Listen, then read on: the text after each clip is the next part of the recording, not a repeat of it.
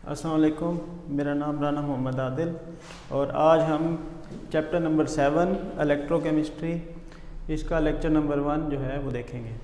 अच्छा, इलेक्ट्रोकेमिस्ट्री क्या है? Electrochemistry it is a branch of chemistry which deal with the relationship between electricity and chemical reaction.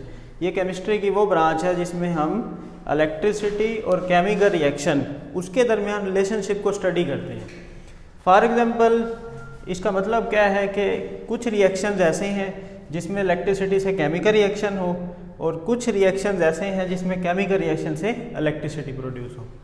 तो ये दो तरह के रिएक्शंस होते हैं इलेक्ट्रोकेमिस्ट्री में।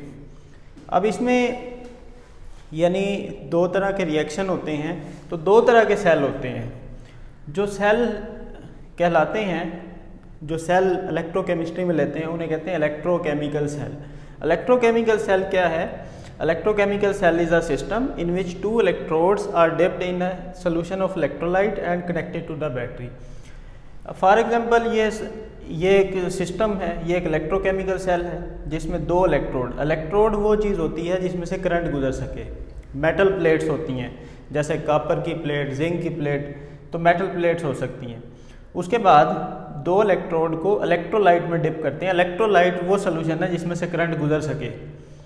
तो इलेक्ट्रोलाइट जैसे यहाँ पर NaCl का सोल्यूशन हो सकता है, NaCl। तो ये एक इलेक्ट्रोकेमिकल सेल है जिसमें दो इलेक्ट्रोड है जो इलेक्ट्रोलाइट में डिप है और बैटरी के साथ कनेक्टेड है। इलेक्ट्रोकेमिकल सेल की दो टाइप हैं, इलेक्ट्रोलाइटिक सेल और गैल्वानिक सेल।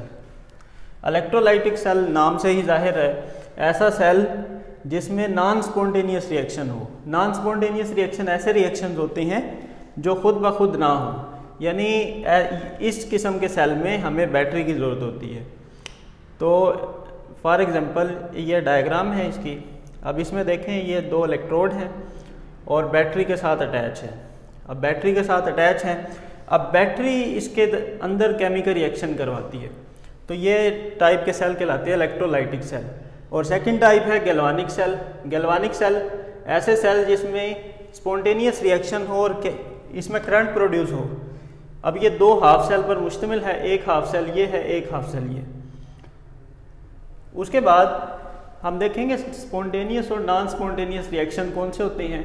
ऐसे reaction, the reaction which take place on its own without any outside assistant are called spontaneous reaction. The reaction which does not take place on its own, वो reaction जो खुद ब खुद ना हो उन्हें कहते हैं नॉन स्पॉन्टेनियस। अब रिडॉक्स रिएक्शन है, अब रिडॉक्स रिएक्शन है ऐसे रिएक्शन जिसमें ऑक्सीडेशन रिडक्शन दोनों हो, उन्हें कहते हैं रिडॉक्स रिएक्शन। ऑक्सीडेशन है addition of oxygen, oxygen add हो, हाइड्रोजन रिमूव हो, लॉस ऑफ इलेक्ट्रॉन लूज हो। रिडक्शन कहते हैं removal of oxygen, addition of hydrogen, gain of electron. इनके एग्जांपल्स हैं, जैसे फॉर एग्जांपल अब हम तीन तरह से ऑक्सीडेशन रिडक्शन देख सकते हैं।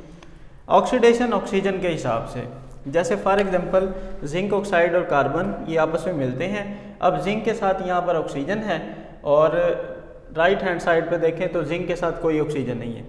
अब जिंक ने ऑक्सीजन लूज़ किया तो लॉस ऑफ ऑक्सीजन इसका रिडक्शन।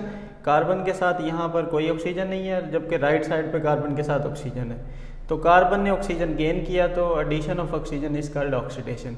यानी हम ऑक्सीजन के हिसाब से ऑक्सीडेशन रिडक्शन रिएक्शन चेक कर सकते हैं।